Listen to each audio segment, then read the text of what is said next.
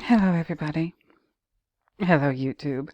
Hello, art history enthusiasts and visual culture aficionados. It's me again, Miss M, and I'm back with yet another video. This time, what am I going to do this time? Uh, Today I think I'm going to do like a little coffee break because I haven't done one in a while, in a good long while, and I think I'm overdue. I used to do coffee breaks kind of semi-regularly, and I kind of fell out of that. And I think I need to get back into it because I really enjoyed them, and it gave me the opportunity to talk about like little bits and pieces here and there of stuff that I'm thinking about or working on. um, in general, or just to kind of like talk it through, as I say. Today. I want to talk, what I did was I signed up for like a couple of Google alerts for some topics that are near and dear to me. One of them is Stanley Kubrick, the other one is The Shining, another one is art crimes, another one is David Lynch or Twin Peaks and stuff like that. So now every day I get like several Google Alert emails regarding those topics, and I find, some interesting articles in there, and I said, okay, I could do videos talking about this stuff, and hopefully people will enjoy them. I hope you enjoy this. Today, I just want to talk. I'm going to compare um, our Stanley Kubrick, and Hitchcock a little bit. Okay, so, and also I want to talk about something that Gershom turned me on to, that I watched last night. I don't know if I'm going to do like a separate video just for this thing, because it's an art historical kind of topic. It's art history slash philosophy kind of thing. And as you can see, when I do art history videos, like the one that I recently did a day ago, says here a day ago, shining a light on Christ. Oh, no, Chris. Not Christ Burden, Chris Burden. Oh, Lord. Chris Burden's Metropolis 2. Didn't get that many views. But when I did a rum break about like that new theory that's floating around about The Shining, which I actually do enjoy, even though I don't agree with it 100%. Look at that, 568 views, and most of those I got in the first 24 hours after I put this video out. So now you see why I kind of don't bother doing art history videos anymore. But I will. I'm thinking about like how to do it in a way that people will enjoy, and where it won't take 2 hours for me to say what I have to say. Or in this case, the Chris Burden video, an hour and 4 minutes and 42 seconds. But maybe I'll just do like, I know that reaction videos are popular with regard to like people the dude on TikTok, Kells, or the Everybody's So Creative lady, and they just react to people cooking. And the Everybody's I like her a lot. The Everybody's So Creative lady, she finds like the gnarliest, most ridiculous cooking videos of people doing things that should never be done to food, and she reacts to it. And I mean, it's extremely sarcastic, but she's reacting to it like she's watching a good cooking video. But no, it's horrible. Look her up. If you Google Everybody's So Creative, you'll find her pretty quick. And Kells, Kelz, he's awesome too. But he reacts to good, actually good cooking videos. And I'm thinking maybe I can do a thing where I just react to paintings. Submit your ideas. If you have a painting that you want me to react to, put it in the comments, and I might just do it. And I'm thinking about keeping it, doing a little timer, or just being mindful of the time and doing it in 15 minutes or less. Maybe I need to challenge myself. I let myself talk for like way too long in these videos, but like the painting reaction videos, I want to do that 15 minutes or less. So let me know. Let me know if you have a favorite painting that you want me to just react to. Right? Let me know in the comments. So I'm already rambling. Look at me. This is what I do. But let me get into the church announcements so I can get into the other stuff that I want to talk about today. So as you can see, I've broken 500 subscribers, which again, that's not a huge number of subscribers, but for me, it's it's kind of a big deal for me because I'm a small channel. I'm a niche um, channel, but I appreciate every single last one of you. Thank you for subscribing. So, returning viewers, thank you for returning. New viewers, thank you for being new. Subscribers, thank you so very much for subscribing. And all of you, no matter why you're here, please don't forget to like, comment, subscribe, and share the videos if you know anybody who might be interested in the stuff that I talk about on this channel. And that's that. Okay, so let me get right into it. Like I said, I want to do painting reaction videos. We shall see. Drop your ideas in the comments. And I wanted to talk about today Stanley Kubrick, and I found, like I said, in Google Alerts, found this article again from Far Out magazine. They seem to do a lot of Stanley stuff. Far Out magazine. And this article that I got in the email, it says the movie Stanley Kubrick considered his, quote, greatest contribution to the art of filmmaking, end quote. And this is from June 8th, so really recent, a couple days ago, by somebody named Thomas Leatham. Okie dokie. Let me just go through this. I don't think it's a no, it's not a long article at all, so that's awesome. And I'll just read it to you, as that's what I do here. Yeah. The films of Stanley Kubrick are often considered some of the greatest moments in cinematic history. Yes, they are. The director's excellence as an artist is undoubted. Well, unless you ask Stephen King. Okay, let me keep it moving. And one can reel off masterpiece after masterpiece when it comes to Kubrick with great ease. 2001: A Space Odyssey, A Clockwork Orange, The Shining, Full Metal Jacket. Such is the quality of the American filmmakers' catalog. But how about the film that Kubrick himself considered his finest? During an interview with Sight and Sound, the German film producer Jan Harlan, who was also Kubrick's brother-in-law and confidant, revealed Kubrick's favorite movie of his own making, although the director did not get much time to reflect on its cultural impact nor critical appreciation. And this is a quote, I guess from Harland. It says, I am very happy to know that he considered Eyes Wide Shut his greatest contribution to the art of filmmaking, and I think he is the only judge that matters, Harland said. It's fair to say that Harlan would know the opinion of Kubrick, having served as his right-hand man and executive producer on many of his films. Eyes Wide Shut is Kubrick's erotic psychological drama starring Tom Cruise as Dr. Bill Harford and Nicole Kidman as his wife Alice.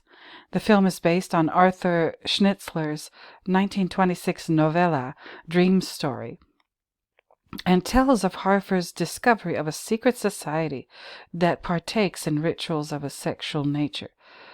I really can't wait to get into this movie, you guys. I keep saying that, and stuff keeps preventing me from like doing it because life is the way life is, but whatever. Anyway, let me keep it moving. The film arrived in 1999, but Kubrick himself died just 6 days after showing the final cut to Warner Brothers executives.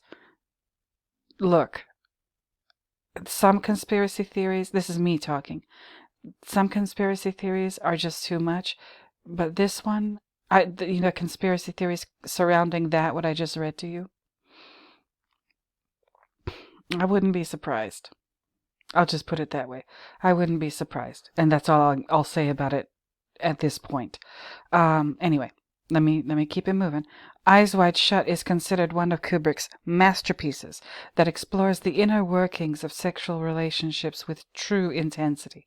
It was also a commercial success, taking $162 million at the box office worldwide, making Kubrick's final cinematic offering his highest grossing. And that's probably just because of the sex featured in the movie. And again, they say, oh, this is, it's erotic and it's sexual nature and it explores the inner workings of sexual relationships. I don't think he's talking about sex. Me personally, in that movie, I don't think that Kubrick is really talking about sex. I think he's using sex in order to say something else, but people are so distracted by the nudity and the sexual situations that they miss the point. Okay? That's because Kubrick isn't going to do like just a skin flick or just, do that kind of titillation just for the sake of it itself. No, he was extremely cerebral and extremely intellectual. He wanted to transcend that. He wanted to understand that because that's a big part of life, or we're told that it's a big part of life, but also sexuality and what have you, it's been weaponized. Okay, it's been weaponized in ways that we don't understand. It's kind of like a what do they call it, a nerve bomb, or a nerve, like some kind of gas or whatever that gets into your mind and screws up your thinking and makes you kind of a zombie. But in that area of life, it kind of distorts your behavior regarding that kind of thing because it taps into your insecurities and your aspirations as a human being and what you're told that you should want to do with your life. And your life, you want it to look like the pictures in magazines, and that means different things for different groups of people. But I think that's what Stanley was exploring, or partially exploring, in that movie. That's my commentary. That's not this article. But let me keep it. I keep saying, let me keep it moving, and then I do my little tangent.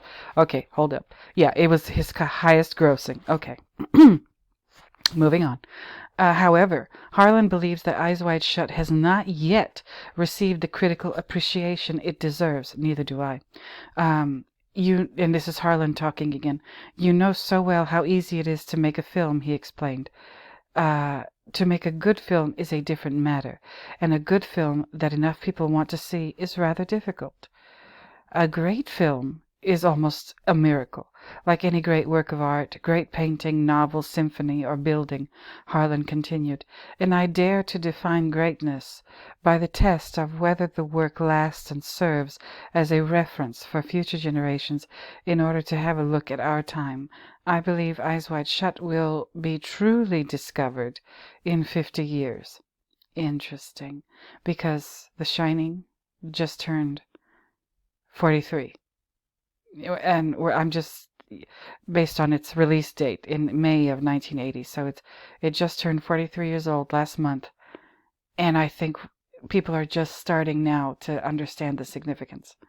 And I'm playing my little part in doing that with my little channel with all my little Shining videos. But again, we need to do more.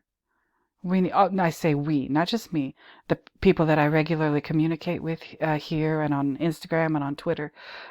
We need to do more, because it's not just about The Shining. People think that we're like nutty people who overanalyze things. No, it's not. It's not just about the movie. It's about the gateway. The movie is a gateway. The Shining is a gateway to other knowledge. Just think about all the stuff you've researched while you were trying to figure something out about The Shining, and how much you learned during that process about all those other things: history, politics, social things, political things, cultural things, etc., because you wanted to know about like a little thing that you noticed in the movie, in The Shining. Okay, Stanley is one of the best teachers ever, and he used The Shining to do it. Anyway, so I think Jan Harlan is very right here. He believes that the Eyes Wide Shut movie will be truly discovered in 50 years. I think he's right. And that's it. That's the end of the article. So Stanley Kubrick considered his last film, Eyes Wide Shut, his, quote, greatest contribution to the art of filmmaking, end quote. Okay, I believe that tells us we need to take a closer look at that movie, and just Stanley Kubrick's entire body of work in general, because everything he did was kind of leading up to that movie that unfortunately was his very last, right? And his wife said in that interview that I read to you that no, he wasn't. he didn't think that Eyes Wide Shut was going to be his last movie. He wanted to make more. And then I showed you in my community page, you can check it out, the actor, I think his name's Alan Cumming, who said, oh yeah, everybody knew that this was going to be, on the set of Eyes Wide Shut, that everybody just knew that this would be Stanley Kubrick's last movie. Like I said, some conspiracy theories I don't believe in because they're just too far out and too weird. But others, it's like, oh, wait a minute, there might be something to that. So, y'all, take it with a grain of salt. Take it for what you will. Now, Eyes Wide Shut was Stanley Kubrick's last film. And again, according to his brother-in-law and his right-hand man and everything, Jan Harlan, his greatest contribution. Now, I want to look at another great filmmaker, a great filmmaker, not an American filmmaker. No, Alfred Hitchcock was English, right? And this was Alfred Hitchcock's last movie. I don't know if he knew it was going to be his last movie, but it was his last movie. Family Plot. And Family Plot by Hitchcock was released in 1976. And it's about 2 hours long, 120 minutes. And one of my favorite actresses is in here, Barbara Harris. I adore her. She was in Freaky Friday, like back in the day. She was also in one of my favorites. I love is it Neil Simon? Yeah, it's Neil Simon. The playwright, right? She in the movie with Walter Matthau, Plaza Suite. She plays Muriel in Plaza Suite with Walter Matthau, and like that. If you, oh, I loved that when I was younger, and I discovered that movie on Bravo of all channels. Walter Matthau plays 3 different characters. And I love the movie The Odd Couple, also written by Neil Simon. And, just good stuff. Good stuff. So Walter Matthau plays 3 different characters. And Barbara Harris is in there. She does an amazing job. Lee Grant, another amazing actress. She's still living, but she's quite old at this point. She was absolutely gorgeous. She played one of the female characters in Plaza Suite. And I think Maureen Stapleton played another one. Such an amazing movie. But anyway, Barbara Harris is in this. And I'll just read you this little bit here. Family Plot is a 1976, so it does predate The Shining. And I would be surprised if Stanley Kubrick wasn't aware of this movie.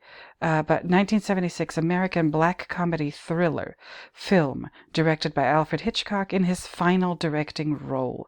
It was based on Victor Canning's 1972 novel The Rainbird Pattern, which Ernest Lehman adapted for the screen.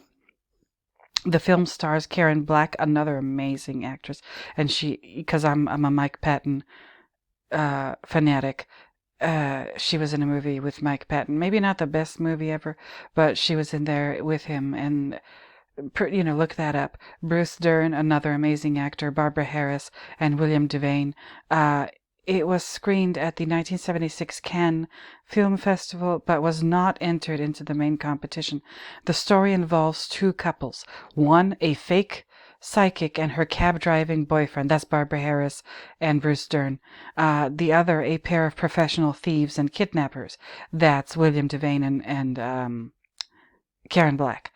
Their lives come into conflict because of a search for a missing heir. The film's title is a pun.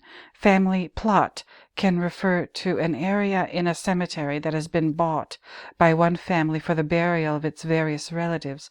In this case, it also means a dramatic plot line involving various family members. Now, let me see this is a long-ass plot. Whew. I'll read it to you anyway. Why not? Why not? In the mid-1970s, fake psychic Blanche Tyler, Barbara Harris, and her boyfriend George Lumley, Bruce Dern, attempt to locate the nephew of a wealthy, guilt-ridden elderly Julia Rainbird, Kathleen Nesbitt. And if you want to put a name to a face with regard to Kathleen Nesbitt, I think she plays Aunt Alicia in the movie Gigi with Leslie Caron and Louis Jourdan and Maurice Chevalier. She does an amazing job in that movie. But anyway, she plays the elderly Julia Rainbird in this movie.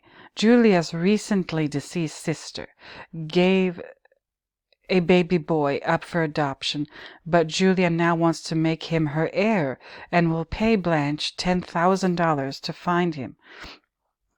In 1970s America, $10,000 was a lot of money. It's not anymore. But anyway, Julia knows almost nothing about the infant. During his investigation, George, again, this is the psychic's boyfriend, George discovers that the boy was given the name Edward Shoebridge and is thought to have died while still young. However, George tracks down a man, Joseph Maloney, played by Ed Lauder, who paid for Edward's tombstone years after his supposed death. Ooh. And George comes to think the grave is empty. George and Blanche bicker frequently, but he is as good an investigator as she is a psychic, and their relationship is solid. Meanwhile, it has been revealed to the viewers that Shoebridge murdered his adoptive parents and faked his own death. Now, that's cold. That's very, very cold-blooded. But anyway, murdered his adoptive parents and faked his own death, and is now a successful jeweler in San Francisco known as Arthur Adamson. This is the one played by William Devane. He and his live-in girlfriend, Fran, played by Karen Black, kidnap millionaires and dignitaries, confining them in a secure room in the cellar of their home, and return them in exchange for ransoms in the form of valuable gemstones. Arthur conceals the latest ransom, a large diamond, in plain sight within a crystal chandelier hanging above the home's main staircase. Y'all, the chandelier plays a huge role in this movie. Okay, so, one of these ransoms is a large diamond, and you know how those gaudy chandeliers look, that were popular during the 1970s. They're not so popular now, but they were like all the rage back in the day. And I remember them in homes like a lot back when I was a youngster in the 1980s. These were leftovers from the 1970s. Everybody wanted their house to look like, Versailles or whatever. I don't know. But yeah, so there's a reason I'm mentioning this. There's like a twofold reason why I'm mentioning this and focusing on this chandelier. Again, chandelier, it's a light fixture. Okay? Chandeliers create or emit light. What I keep saying about The Shining. What shines? Something that emits or reflects light. And a chandelier does both, because there's the light bulbs on the chandelier, and that's where the light comes from, and it's powered by electricity. But also all those little like fake diamonds on that chandelier, they reflect light, and they reflect it in so many different directions, and there's so many of those little fake jewels on the chandelier. It's kind of interesting, especially in the context of The Shining, and in the context of something else I'll show you near the end of the video, so stay tuned. Anyway, so the large diamond is hidden in plain sight within a crystal chandelier hanging above the home's main staircase.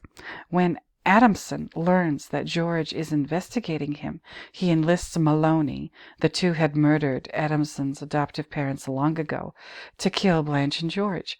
Maloney initially refuses to help, then contacts Blanche and George, telling them to meet him at a cafe on a mountain road. He cuts the brake line of Blanche's car, but they manage to survive their dangerous high-speed descent. Maloney tries to run them over, but dies in a fiery explosion when he swerves to avoid an oncoming car, and his car goes over the edge.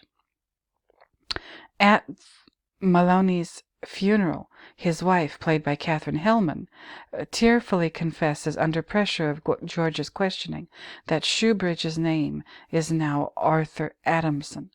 George must go to work driving his taxi for an evening shift, so Blanche tracks down various A. Adamsons in San Francisco, eventually reaching the jewelry store as it closes for the day. Arthur's assistant, Mrs. Clay, played by Edith Atwater, offers to let Blanche leave a note. Blanche tricks Mrs. Clay into giving her his home address. Arthur and Fran are bundling their latest kidnap victim, Bishop Wood, played by William Prince, into their car when Blanche rings their doorbell. They attempt to drive out of their garage, but Blanche's car blocks their way. She tells Arthur that his aunt wants to make him her heir, and for a moment everyone seems delighted with developments. Then Blanche sees the unconscious Bishop, and she is abducted by the couple. Arthur drugs her and leaves her in the cellar to deal with after they exchange the Bishop for ransom. Searching for Blanche, George finds her car outside Arthur and Fran's house.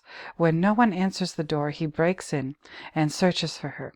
He finds her handbag with blood stains on it and indications of a struggle. When Arthur and Fran return home, George hides upstairs. He overhears Arthur telling Fran about his plan to kill Blanche and make her death seem like a suicide.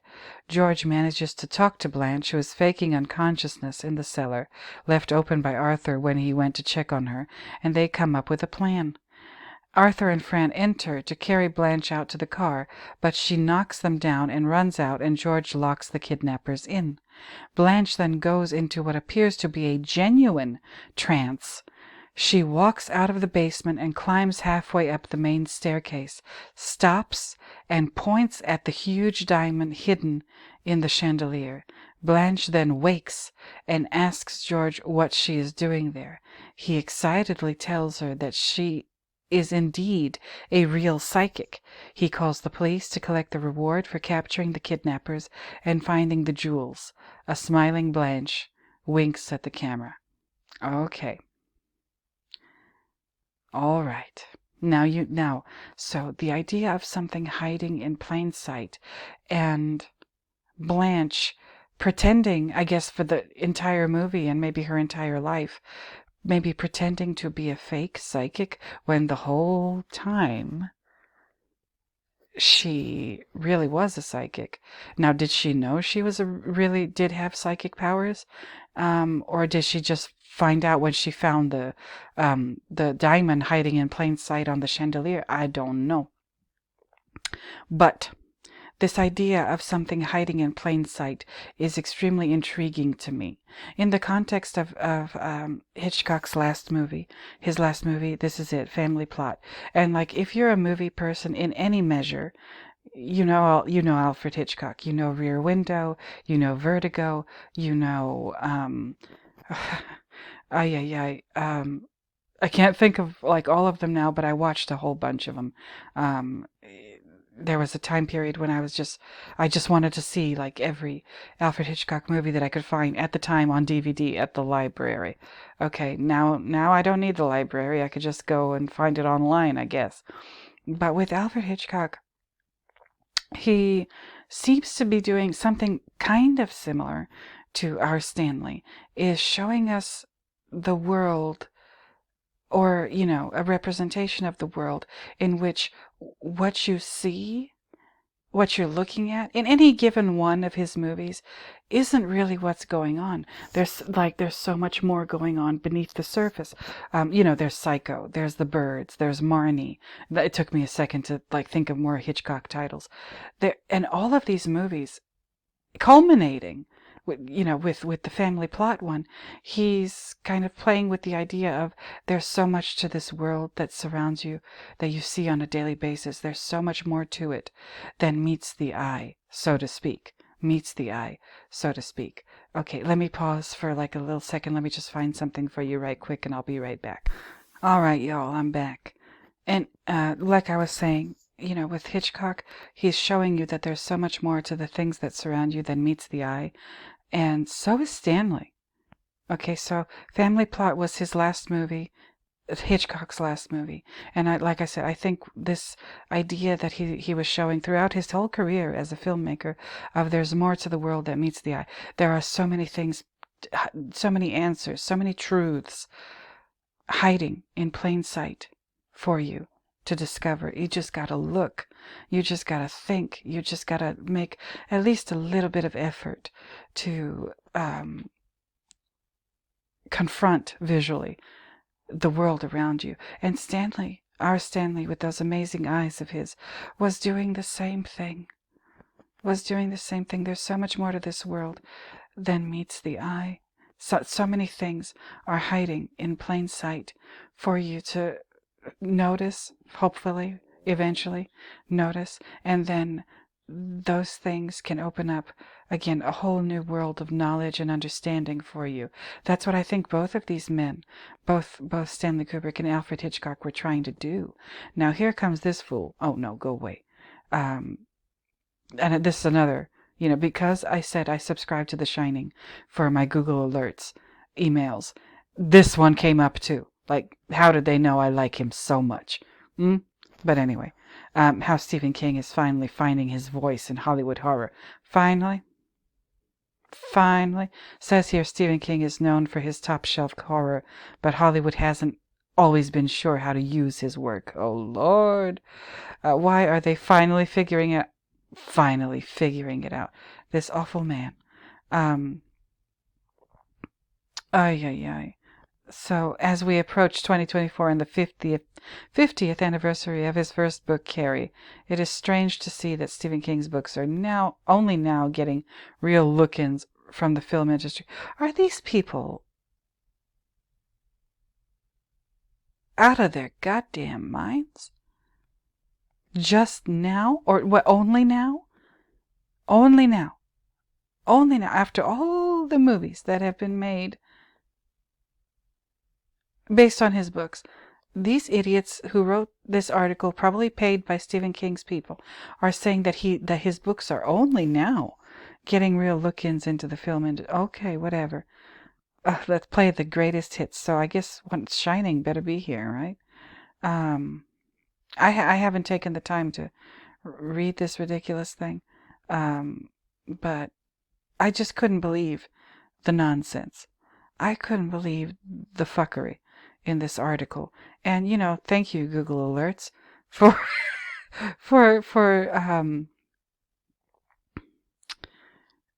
for showing me this, because I wouldn't have looked for this on my own. But where's the Shining? Where's the Shining? I don't see it. I really don't see.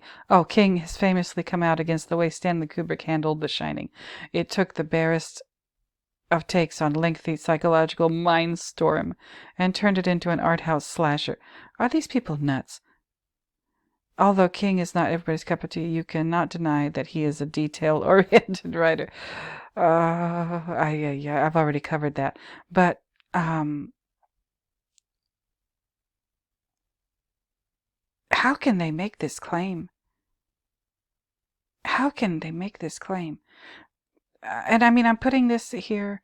They are in earnest, trying to say that, like, he's basically been ignored as a writer in Hollywood. I can't. I just cannot do this. I wanted to show this to you, so because it popped up on my Google Alerts. I'm going to base these coffee talks on my Google Alerts. So this is what they showed me, and I figured, why not throw it in there?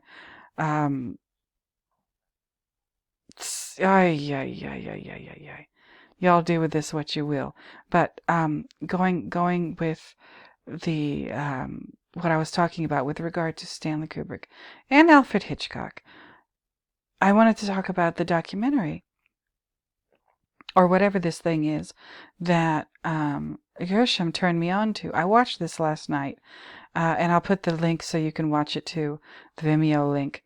Roger Scruton, Why Beauty Matters. This was from 2019, okay? And this guy is talking about beauty as far as art and architecture are concerned, and how it should be the goal of art.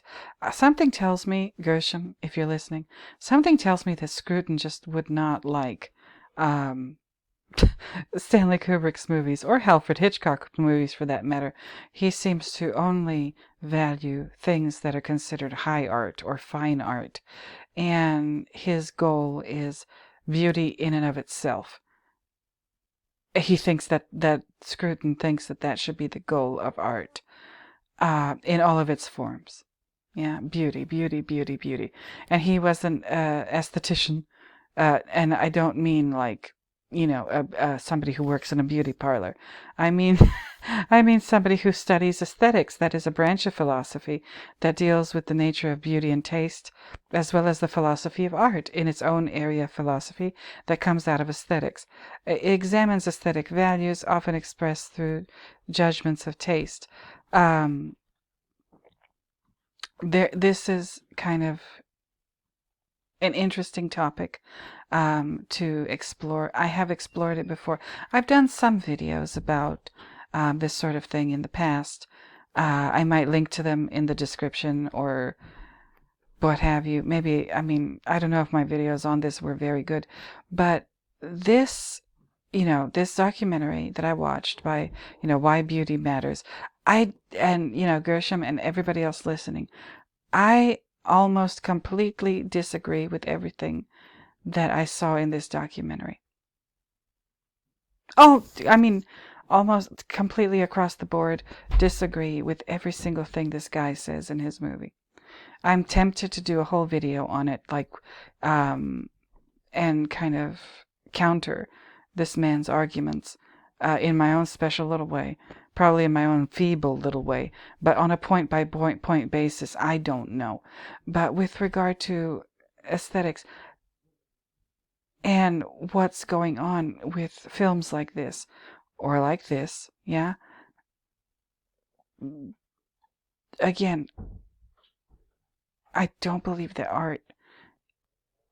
I don't believe that its purpose is simply to show us beauty, just for beauty's sake, as this person believes that did this documentary.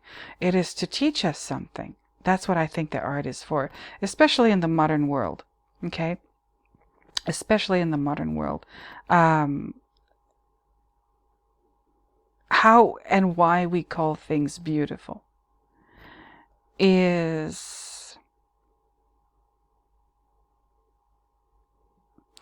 not a personal thing, in my opinion. It's not a personal thing. Everybody thinks that they have their own taste, that they themselves are in control of. I don't believe that. I believe that taste and aesthetics, the study of beauty, and I guess this includes the philosophy of art. This is not the study of whether or not you like something, you individually. This is about what you're told to like and the reasons why you're told to like things. And sometimes you're just not told those reasons. Those reasons are implied, and this becomes a religion or a cult. Okay, Roger Scruton in this video, he says that in the modern world it's become not a cult of beauty but a cult of ugliness. I don't know if he's looking at the same world that I am, but that's neither here nor there. I wanted to touch upon this because I believe that the stuff that I'm studying on my channel, Stanley Kubrick, David Lynch, for sure, David Lynch, Alfred Hitchcock, David Lynch, Stanley Kubrick, Quentin Tarantino, and so on and so forth. They are trying to open up a world of understanding to their viewers, to the people who watch their movies. And Gershom, I'm talking to Gershom because he's the one that kind of, again, told me about this documentary. What's going on in this documentary is extremely, this guy's stance, Scruton's stance, is extremely condescending and exclusionary. But at the same time, he expects people to simply agree with him because he is who he is, or he was who he was. I think he's no longer living. But Something's wrong. Like, as I was watching this documentary, it just, I mean, I'm not a philosopher, so I'm not an expert on that kind of thing. No, not by any stretch of the imagination. But this man is a philosopher, and he based his arguments on more or less a constant string of fallacies, appeals to authority, and so on and so forth. It just didn't. Who was he trying to convince in this documentary? Himself? People who already believe what he believes? No, I guess so. He wasn't trying to change anybody's mind. He wasn't giving any practical reasons for people to agree with him. He was just saying, you need to agree with me because I'm right. And that's that. Again, I don't know. And I found the transcript for this documentary, so I might attack this thing one day in a video. But aesthetics is important, and understanding it, or at least having some kind of understanding of it, is important, because the things that surround us in the man-made visual world kind of are um, intrinsically buttressed with ideas about what is or what ain't beautiful in this realm with regard to aesthetics. And this all goes back to, yes, religion, yes, mythology, and what we call culture and what we call civilization. Maybe those things should be challenged in a way that I believe both Stanley Kubrick and David Lynch, and maybe even Alfred Hitchcock, were challenging them. Okay? Now let me take a quick little coffee break. Like, this is a coffee break video, but I need to, my mouth, I'm getting dry from all this talking. So I'll be right back to conclude this installment of a coffee break with Miss Sam. So hold on for 1 second. Okay, you guys, I'm back. So I said what I have to say in this video, and I, touched on a lot of different things. Like I said, this is an all over the place coffee break video. And I guess the main thing was talking about this article. Had Stanley Kubrick considered Eyes Wide Shut his greatest contribution to filmmaking. Okay, and then that was his last movie. That's his last film that he ever did. He didn't know it was going to be his last movie, but that's how it turned out. And then we have Alfred Hitchcock's last movie, Family Plot, and I'm talking about how possibly both of these men are trying to teach us to just use our visual viewing apparatus. Just use your eyes. Use your eyes, and don't doubt your own perceptions as much as you've been taught to do so by all of the things that have shaped you as a person throughout your life, whether it's education, whether it's religion, whether it's social things, or what have you. Trust your eyes. Trust your eyes.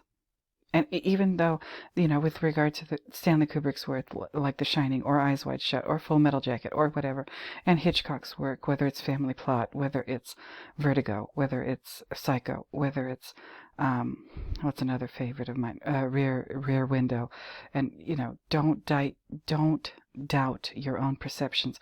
All of these movies are about what you see as a person and what you're not seeing, not because you can't see it, but because you've been taught to ignore it. You've been taught to doubt your own senses. Kind of like Rene Descartes said, in Meditations on the First Philosophy. Like, I don't know if Dr. Luke is listening, but with regard to Meditations on the First Philosophy, that part of the text where Rene Descartes is questioning his five senses and saying, of course, I'm not quoting him verbatim because I can't, but Rene Descartes is basically saying, when he's trying to figure out whether or not he exists, and he's saying, my eyes, can I, I must exist because I have eyes and my eyes see, but wait a minute, what if what my eyes are seeing, or what I think I'm seeing, is a complete hallucination? What if I'm dreaming? How do I know that I'm really alive and that I'm not just dreaming or hallucinating when I see something? I think when he's doing his whole thing, his little tap dance routine, in Meditations on the First Philosophy, I think Rene Descartes is basically saying, yeah, all those years ago, when was he working? Like in the 1500s during the, the 1500s during the Protestant Reformation and the whole thing that was going on. There was a lot of shit going on back then with Protestantism, Martin Luther, Calvinism, whatever, kind of becoming or starting out at the time, the beginnings of what they became later. There was a lot of stuff going on, and Rene Descartes was like caught in the middle of all of that, living in the Netherlands of all places. But anyway, when he says, should I doubt my eyes? I think he's speaking metaphorically.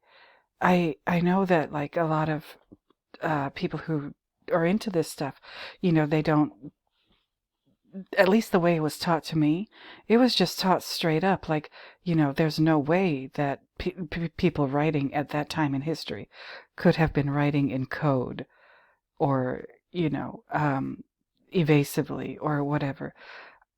I believe that there is a possibility, because when he says, can I trust my own eyes? He's not really talking about his eyes and the way they work mechanically. He's talking about the things that have influenced his eyes. Once again, education, religion, politics, whatever. You're taught to ignore reality. You're taught to ignore what you can see with your own eyes. And you're taught to say, no, I don't know enough about what I'm looking at, so I'll just rely on the experts, whoever those happen to be in whatever sphere of life and existence and understanding. And I think Rene Descartes is saying, you know what? Don't doubt your own eyes. They're not lying to you. What's lying to you is the things that tell you how to use your eyes. Okay, I believe that really great artists, really great philosophers, really great writers have been writing or talking in code for the longest time. That's my belief. And that includes Alfred Hitchcock, that includes R. Stanley. And that is something that people like Roger Scruton totally ignore. And definitely Stephen King. This man, ooh, look at him. He hasn't earned any of his praise that he gets from his fans, and that's why he's still so mad at Stanley, because Stanley exposed the living beans out of him. That's what I believe. Now, like I said, Stanley, I definitely believe that Stanley and Alfred were using images, pictures, the moving pictures, film, cinema, whatever you want to call it, in order to communicate something to their viewers by quote unquote talking with the pictures in code. And those of us who are curious, are inquisitive, a lot of us are trying to understand that code. It's not easy to understand, but I do believe that it's there. Okay, people like Scruton might not agree with that. They think that beauty as used in art and whatever, it should only be aimed at promoting higher ideals, whatever those are, and don't question what they are. Don't question why those higher ideals are there. Just accept them, because that's your job as a little wage slave that most of us are in this world. That's why, especially why I don't like what Scruton has to say. It's exclusionary, it's condescending, and it's just it's classist. It's totally classist. But and I mentioned aesthetics a little bit, but again, what is going on? Is there a way of deciphering works of art and finding out what the great artists of our time and in times before were trying to say? could they speak freely? I don't, like I talked about Rene Descartes, I don't believe he could have spoken freely. Definitely not at the time when he was working. So I believe that a lot of his writings were him trying to say things without just coming right out and saying them. So how is that used, right, in the modern world? Is that, what we can learn from Kubrick or Hitchcock or Lynch or whoever? How is that used in the modern world? Well, if you've been following the news lately, and those of you who've been riding with me for a long time, and those of you who have stayed to the very end of this video, here's your little treat, here's your little reward for doing so.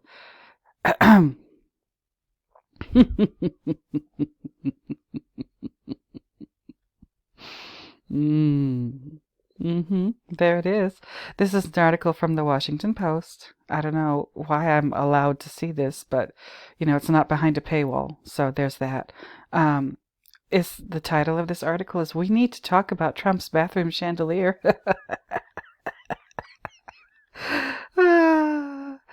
This was from just a couple of days ago, 2 days ago. Designers and one epidemiologist weigh in on the peculiar light fixture from the Trump indictment photos. Okay, I'm not going to read the article because I'm here just for the picture, really. I wanted to just find you a legitimate, news source that features this photo of these boxes of documents, and it says here in the caption of this photo, it says boxes are stacked in a bathroom and shower at Mar-a-Lago in a photo in former President Donald Trump's indictment. Okay. Okay. Look at this, you guys. My regulars, my good people who've been riding with me for a long time and comment frequently. I love it. Yeah, look at this. Look at this. Well, there's a chandelier, that's first of all, right? And there's all these boxes of documents, and there's a toilet. This is a bathroom. There's a toilet, there's a sink, and behind the boxes of documents, there is a shower curtain.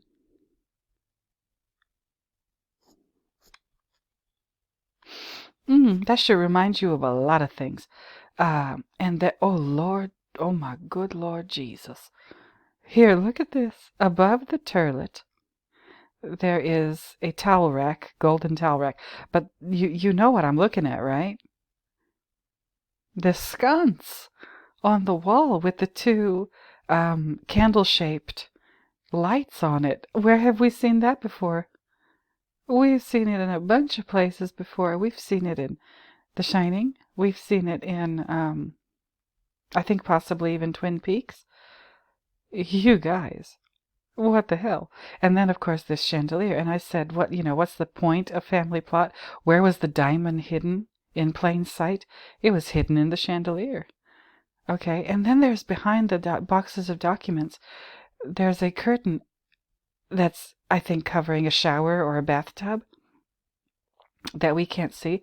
We've seen that in The Shining in both the Torrance's apartment when Danny's brushing his teeth when he has his first vision, and then we see it again in room 237. Oh my God. What the hell? Now, I mean, this is not a political video. No, not even a little bit. But I'm telling you, even stuff like this is my opinion.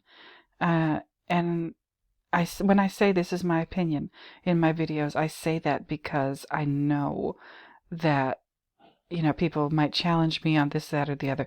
And that's why I feel the need to make it clear that what I'm saying is opinion based, even though I might say it a little too often.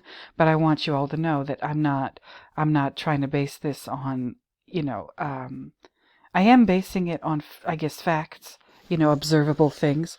But at the same time, my perceptions or my opinion is influenced by my own perceptions and my own way of looking at things.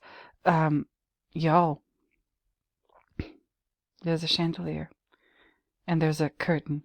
There's another photo that's been making the rounds of documents in like a theater kind of room with a stage, and at is it Mar-a-Lago, where, more boxes and boxes and boxes of documents.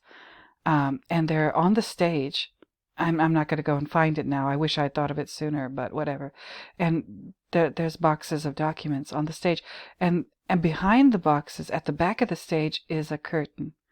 Okay, so who's been putting out all these photos? I don't know. But something tells me, whether you love him or hate him or whatever in between, if 45 is completely in control of the narrative that we're witnessing in the news regarding these issues. Okay? I know a lot of people just can't stand him, and I know a lot of people adore him, but that's not what we're here to talk about. We're here to talk about art and how one does art, and whether or not one can relay or just convey, send this, that, or the other kind of message through the use of visual stuff, images, objects featured in images, pictures. It doesn't have to be a painting. It doesn't have to be a mural. It doesn't have to be a sculpture. It doesn't have to be like a great big fancy feature film. Like, it can be a simple photograph. Why so many curtains? Why this chandelier? I believe that this photo is telling us that what you think this story is about, this narrative is about, with regard to this issue with, 45 and these documents and the whole thing, that what is really important is not what you think is important or what you've been led to believe is important in this whole story. Okay? What's important is something that is, where is it? What does it say? Oh, Lord, hold on. Hiding in plain sight. The diamond. And we have diamonds all over the place in Stanley Kubrick movies. Remember when I did my little video about the diamonds or the Z's and the Zayn? Remember when I talked about Yahalom? Oh, Lord. So the diamond and family plot and the chandelier in that movie is very similar to the chandelier in this bathroom. So the diamond, or what we're trying to locate in family plot, is hidden in plain sight in the movie, in that chandelier. And so something is hidden in plain sight in this whole story. There's an ad for Wharton over here. That's consequently where Donald Trump went to school. But whatever. So what the really important part of this whole story, in my opinion, if you want me to decipher this for you, the important part is not these documents. No. The important part is something that is there, that we could see if we knew to look for it, or we knew what to look for, and it's hidden in plain sight, just like the diamond in the chandelier in Family Plot. Just like possibly the diamonds in Stanley Kubrick movies. It's there in plain sight, but, like, what does it mean? And what did I say? The word Yahalom in Hebrew, that's the word for diamond, but it doesn't really mean diamond. Ultimately, it means to strike something. Like a blacksmith or whatever, when they hit something on that anvil with a big old hammer. Ooh. And this chandelier does look like it's made of diamonds, even though I doubt I doubt very highly that it is. Anyway, so what we really so these documents are what Alfred Hitchcock would call the documents that we're all concentrating on in this story. They're what Alfred Hitchcock would call the MacGuffin. Okay? They're just the thing that drives the plot along in the story, but it's not really about that thing. It's not really about these documents. They're the MacGuffin. What we need to be concentrating on is what is hiding in plain sight. That's what the chandelier symbolizes, as well as light and therefore knowledge. But what we really need to understand is whatever is behind the curtain. And that's in this picture. Behind the curtain is the bathtub. In the photo of one. Okay, y'all, I said I wouldn't, but here it is. It took me a second to Google it. This is another picture of documents, and behind it is the stage. And then, look at on the floor, there's this kind of diamond-shaped thing going on here, and what have you. So yeah, there's a curtain behind the documents. I don't know what this big round black thing is. Is it concealing something, censoring something? I don't know. But there's a curtain here and a curtain here. So what's really important is something that is in plain sight, but it's also maybe behind a curtain of sorts. It's in plain sight, so whatever is really important is there, but it's behind a curtain. It's been concealed for whatever reason. Okay? For whatever reason. We, the public, can't know about it yet at this point. We can speculate, but it's not about the documents. The documents are the MacGuffin. And what would really maybe unlock the whole thing for us as spectators of whatever is going on in the news now would be something that's hiding in plain sight, such as the diamond in the chandelier in the movie Family Plot. And I've talked about those chandeliers in The Shining too, the ones with that look like crowns, again with these kinds of light bulbs on them that look like candles, but the flame of the candle is a light bulb and it's all powered by electricity. And I talked to you about Chris Burden the other day and his lamps, his lamp posts. Yeah, and again, light equals knowledge. Is it real knowledge or is it false knowledge?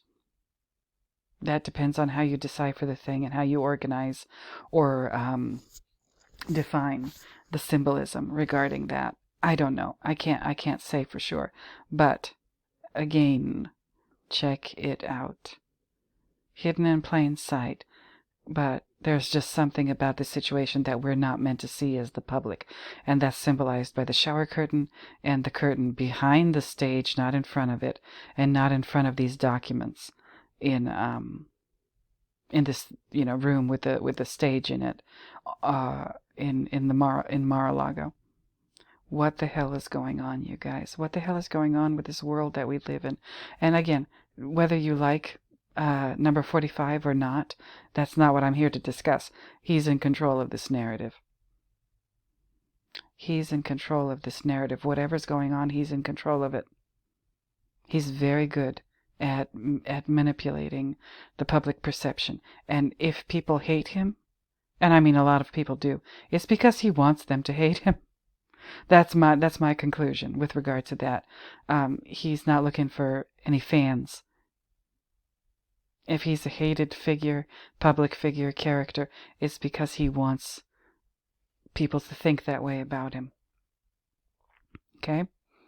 And with regard to these documents, something's going on.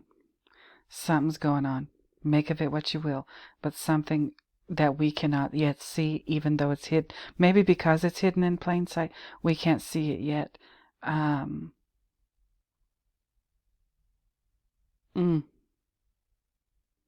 What in the world?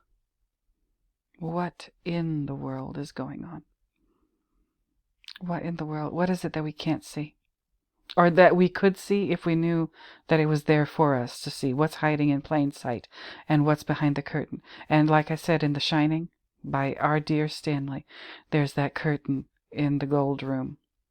And we never ever, throughout the movie, whenever we're in the gold room, we see the gold room, but we never see what's behind the curtain.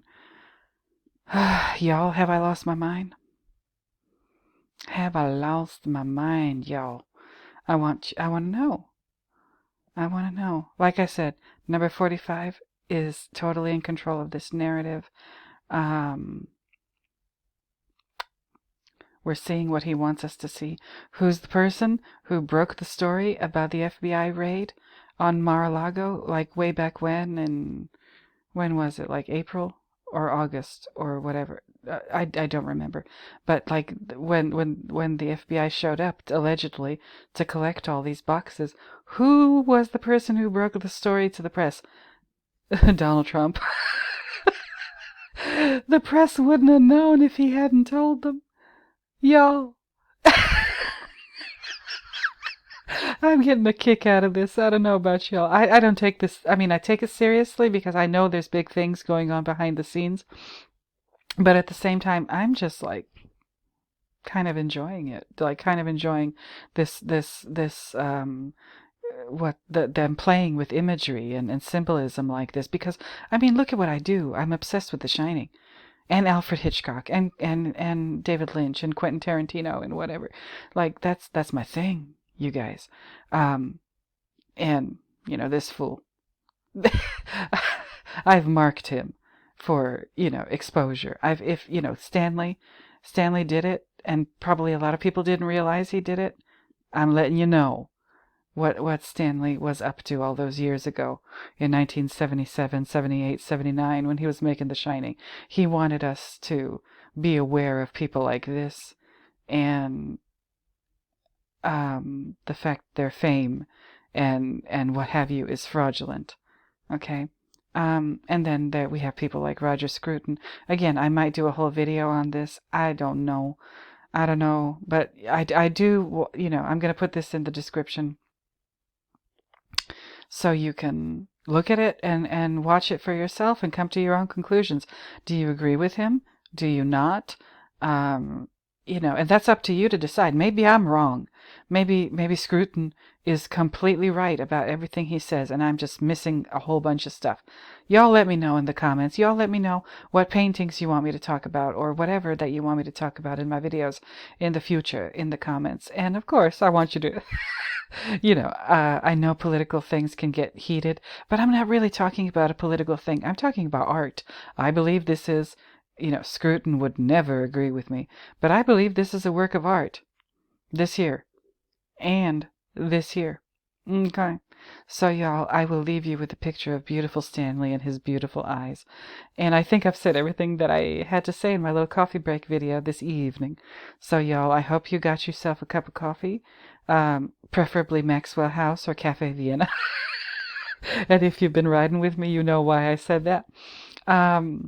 And enjoy this, okay? Enjoy it if you are into this kind of thing. So this was my little reward for the people who stayed long enough in the video. So y'all, thank you for being here. Returning viewers, thank you for returning. New viewers, thank you for being new. Subscribers, thank you for subscribing. Don't forget to like, comment, subscribe, and share.